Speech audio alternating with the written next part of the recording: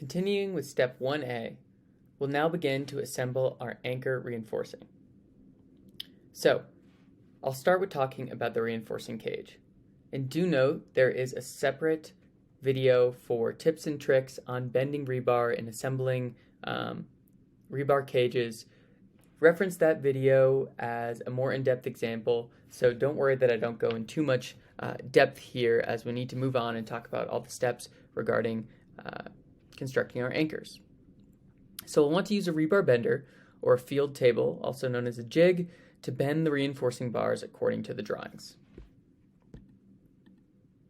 Then we'll want to assemble the cage with tie wire, ensuring proper spacing from the drawings and splice lengths, if there are splices or predicted splices in your anchor construction. This is something you should know ahead of time, and there would be a minimum overlap between reinforcing bars if we need to splice those two bars together and in order to achieve the same strength.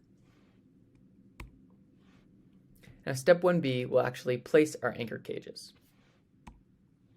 We want to position the anchor cage and tubing and roll it to the proper orientation. Then we'll support it with rocks and rebar. Usually rebar is pounded down into the ground or into the sides of the excavation in order to hold that anchor cage in place. If using wood formwork, we want to build a formwork around the anchor. This is something that's common in Eswatini, as they use shutterboard. In Bolivia, they'll use masonry walls. We also want to mark the cable locations in the anchor pit relative to the center line.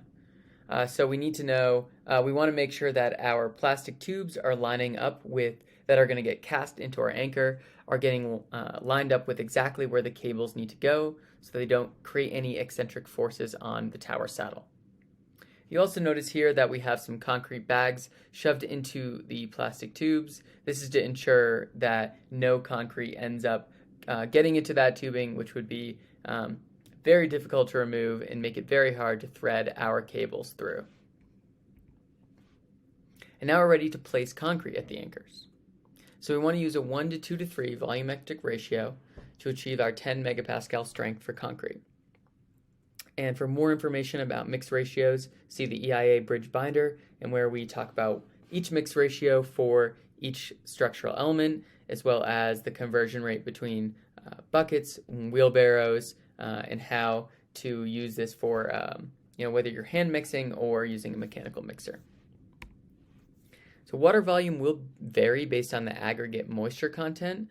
So there is no specific water to cement ratio set, but the suggested start is 0.6. We want to ensure the concrete and mortar is workable so it gets in and around the anchor cage, but at a certain point, too watery will start losing strength rapidly. So concrete should be uniformly mixed and thoroughly consolidated, and we'll use a 16 millimeter bar or stick to rod the concrete and ensure that no air pockets remain. Now, we'll repeat this step for both sides and give a minimum 3-day cure time before loading the anchors with cable forces.